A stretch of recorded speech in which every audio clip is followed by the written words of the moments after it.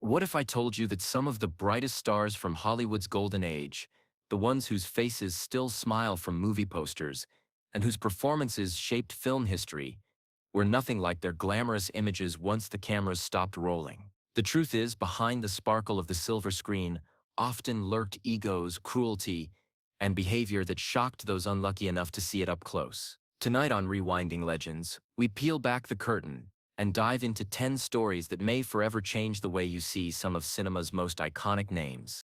These aren't just tales of moody temperaments or creative differences, but accounts of obsession, abuse, arrogance, and reputations so volatile they left colleagues traumatized, alienated, or ruined. Stick with us through this journey, and if you love learning the uncomfortable truths hidden behind Hollywood's glitter, make sure you hit subscribe so you don't miss what we uncover next. Let's begin. Alfred Hitchcock, hailed for decades as the master of suspense, was also the master of psychological torment when it came to the women who worked for him. On screen, he crafted masterpieces like Psycho and Vertigo, films dripping with unease. But off-screen, the true unease was reserved for actresses who fell victim to his obsessive behavior. The most notorious example came with Tippi Hedren during the filming of The Birds. When Hedren refused his unwanted advances, Hitchcock retaliated by scrapping mechanical birds for live ones, subjecting her to real physical attacks that left her bloodied, terrified, and traumatized after days of being struck in the face, clawed, and nearly blinded. Crew members recalled her collapsing in tears, but Hitchcock coldly ordered the cameras to keep rolling, insisting the realism would make the film unforgettable. His cruelty didn't stop at sadistic stunts. He attempted to bind her to a personal contract that essentially demanded her sexual availability. And when she rejected him, he wielded his power to crush her career, ensuring her offers dried up. Hedren later revealed he stalked her, controlled her movements, and used fear as a weapon, going so far as to threaten to ruin anyone else who dared to cast her. For years, she stayed silent, but when she finally exposed the full scope of his harassment, Hollywood's admiration for his genius grew complicated with disgust. Hitchcock's obsession turned into calculated cruelty, leaving scars that never heal. It's easy to marvel at the brilliance of Rear Window or North by Northwest, but it's impossible to ignore that the same mind-engineering cinematic suspense was orchestrating real-life horror for those who trusted him. Gene Kelly may have been the picture of charisma as he danced across the screen in Singin' in the Rain, his smile infectious and his choreography revolutionary. But behind the camera he carried a reputation as a tyrant obsessed with perfection, to the point of cruelty. Debbie Reynolds, only 19 when she co-starred in Singin' in the Rain, found herself enduring grueling rehearsals that pushed her body and spirit to the breaking point. Kelly's relentless drive meant hours of exhausting takes, harsh criticism, and little compassion. The famous Good Morning number took so long and demanded so much precision that Reynolds' feet reportedly bled through her shoes. And during the legendary rain-soaked finale, she fainted from exhaustion only to be forced back onto the set. Years later, Reynolds admitted she often cried after rehearsals and described working with Kelly as one of the most miserable experiences of her career. Esther Williams, another co-star, remembered Kelly's cold insistence that she slouched during scenes because her height made him insecure, showing how his demanding nature wasn't always about artistry but ego. His temper often exploded on set, and dancers whispered about his constant berating, saying the joy seen on screen was built on misery behind the camera. Kelly's reputation grew so notorious that some actors outright refused to work with him again. While his work created timeless joy for audiences, his behind-the-scenes behavior left co-stars feeling drained and resentful, proving that the man whose lightness defined movie musicals could be crushingly heavy on those around him. Steve McQueen, immortalized as the King of Cool, projected an effortless, rebellious aura on screen, but off-screen his swagger frequently spilled over into arrogance and pettiness. His competitiveness was legendary, and nowhere was it more obvious than during the production of The Towering Inferno. McQueen insisted that he and Paul Newman share equal billing, but not just equal. His name had to be placed higher on the poster, a demand that ignited friction between the two stars and forced the studio into exhausting negotiations. Away from the set, his insecurities took bizarre forms. When neighbor James Garner enjoyed success in the racing film Grand Prix, McQueen retaliated by urinating on Garner's balcony, an act of petty spite that revealed the fragile ego behind the cool facade. On other productions, he picked fights with directors, delayed shoots with ego-driven antics, and carried a paranoia that made him nearly impossible to collaborate with. Even his friendships were poisoned by rivalry. He would steal lines from co-stars if he thought it made him look tougher or more heroic. His personal life was equally stormy, with jealousy and suspicion eroding relationships, and his marriages collapsing under the weight of his ego. And yet fans adored him. His screen presence was magnetic enough to erase doubts, at least for audiences who only saw the anti-hero image carefully curated for film. McQueen's legacy thrives on his cool exterior. But for those who worked with him, the reality was combustible, defined by ego, petty rivalries, and the kind of erratic behavior that could derail even the most carefully planned productions. Milton Berle, known as Mr. Television, was one of the early architects of TV comedy, his mugging and rapid-fire routines winning over audiences coast to coast. Yet within the industry, his reputation was far less flattering. When he guest-hosted Saturday Night Live, his behavior was so disruptive that cast and crew swore never to bring him back. He ignored timing, ad-libbed endlessly, barked orders at stagehands as if he were directing the show, and hogged the spotlight so aggressively that sketches fell apart. Lorne Michaels reportedly banned him from ever returning, calling his behavior toxic to the collaborative nature of live comedy. Beyond live television, Berle was infamous for lifting jokes from other comics and passing them off as his own. In the early days of vaudeville, recycling material was common, but Berle's brazen appropriation earned him scorn from contemporaries who saw him not as a comedy genius but as a shameless opportunist.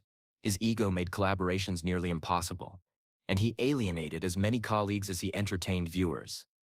Berle also had a reputation for womanizing backstage, further straining relationships with female performers who viewed him as both domineering and dismissive. Though audiences adored him as a pioneer, behind the curtain he was domineering, convinced rules didn't apply to him.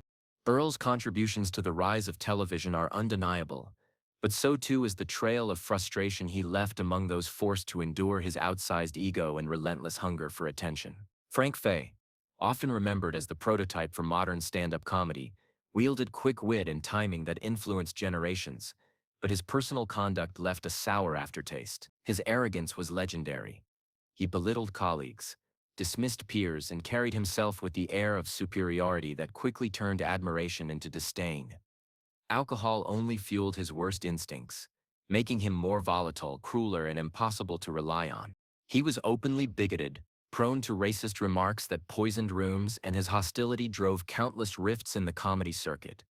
Even his marriage to actress Barbara Stanwyck was marked by turbulence, Faye's abusive tendencies pushing the relationship into bitter collapse. Robert Wagner once described him flatly as one of the most dreadful men in show business, a summation echoed by peers who endured his sharp tongue and violent temper. His clashes with Milton Berle became infamous, their rivalry less a battle of wits and more a contest of egos, with Faye's cruelty often pushing too far.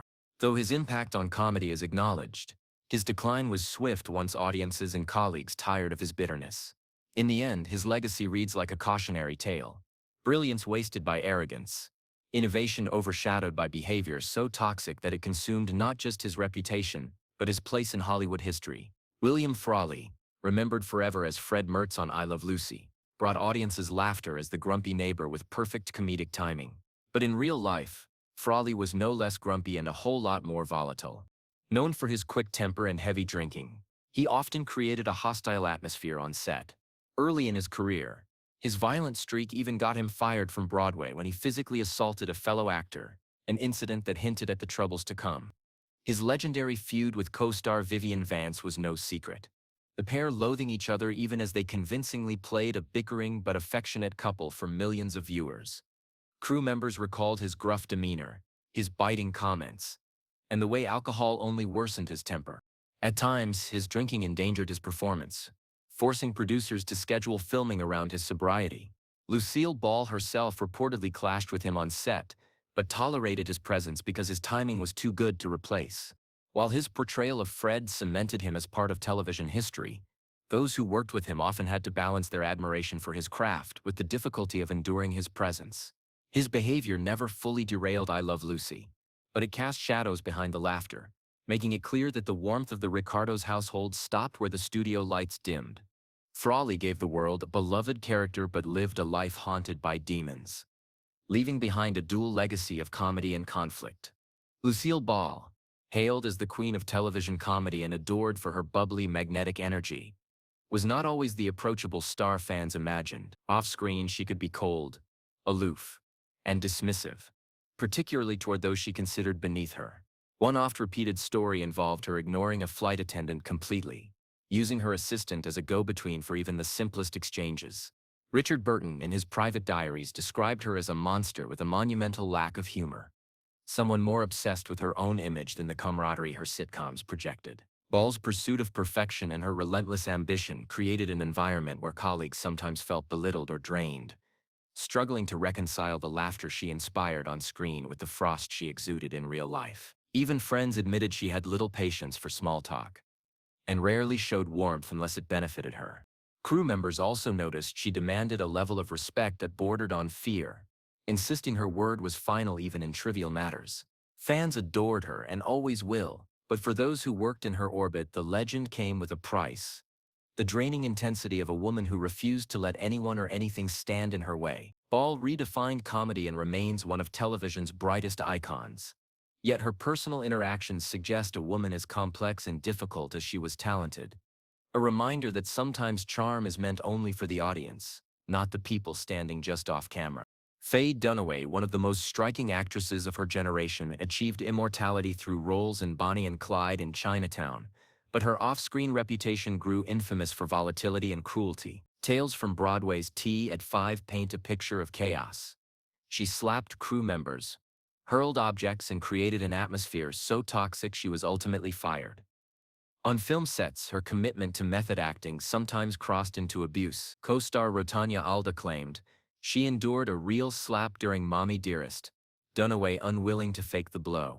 Stories of bizarre behaviors circulated endlessly, from urinating in trash cans to throwing cups of urine at Roman Polanski when denied a bathroom break. Crew members resigned rather than continue working under her volatile presence, leaving her with a reputation as one of Hollywood's most difficult personalities. In later years, Dunaway admitted to struggles with bipolar disorder, reflecting on her past actions with regret, but the damage was already woven into her legacy. She remains an actress of astonishing talent, whose performances will never be forgotten, yet whose backstage behavior left scars on those who worked beside her, making her one of the most polarizing figures of Hollywood's golden years.